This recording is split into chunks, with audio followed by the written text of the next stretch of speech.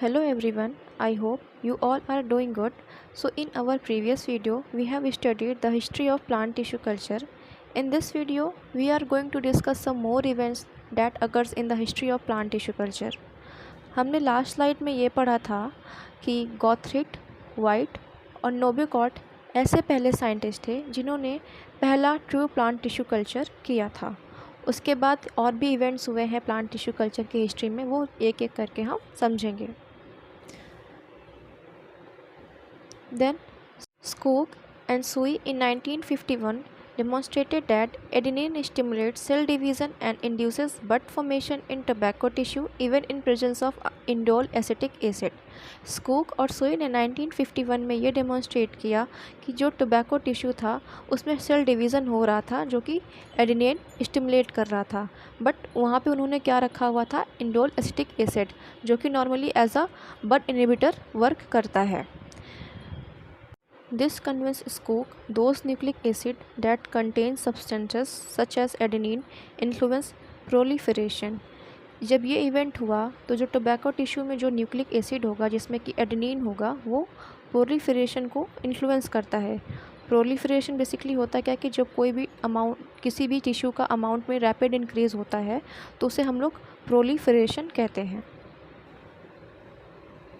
Next, Skoog and Miller isolated from autoclaved yeast extract derivative of adenine named kinetin। Then उसके बाद Skoog और Miller ने east extract को autoclave किया और एडेनिन का डेरिवेटिव मिला उन्हें, उसका नाम उन्होंने काइनेटिन रखा। Then in 1952 Stewart initiated work on cultured carrot explant and used coconut milk as a nutrient that ultimately led to discovery of embryogenesis. Stewart ने कैरेट एक्सप्लांट पे कल्चर अपना करना शुरू किया।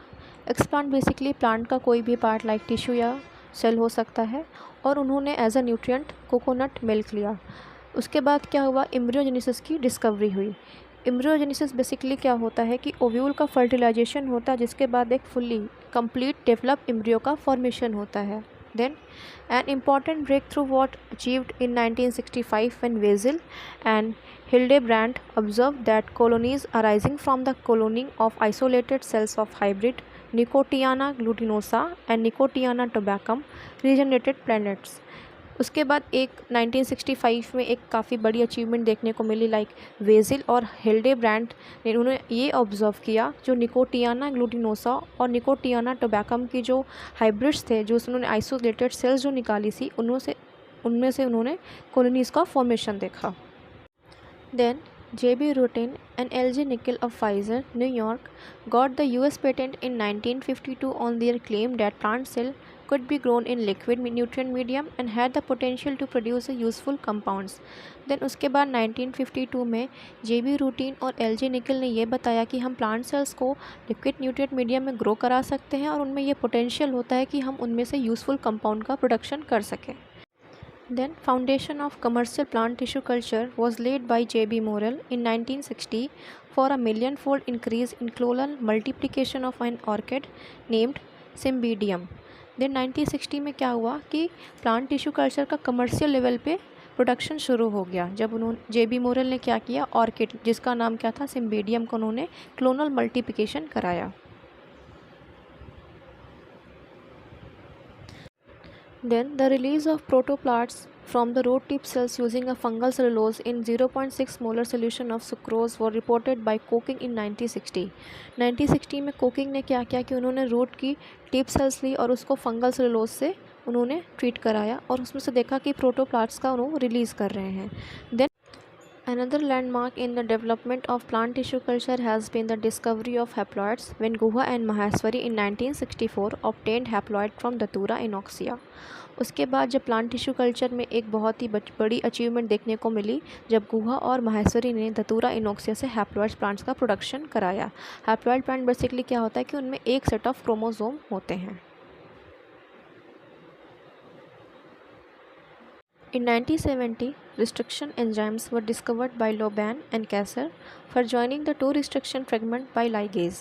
Restriction enzyme basically आइसोलेट किए जाते हैं bacteria से that cleaves DNA sequence at sequence specific sites, जो कि क्या करते हैं कि डीएनए सेगमेंट को बनाते हैं और ईच सेगमेंट में एक नोन सीक्वेंस होता है। The technique of DNA fingerprinting based upon the sequence of bases in segments of DNA was introduced in 1986 by Jeffries to identify individuals, and it was first used as an evidence in the courtroom in USA in 1987। तो जो DNA fingerprinting की technique थी, जिसमें basically DNA के basis के sequence के हिसाब से वो जो टेक्निक थी हमारी, जेफरी ने उसको 1986 पे डेवलप किया था और उसको सबसे पहले यूएसए में 1987 में एज अ एविडेंस यूज़ किया गया था। एंड यहाँ से हमारी प्लांट टिश्यू कल्चर की हिस्ट्री ख़त्म होती है। And thank you for watching this video.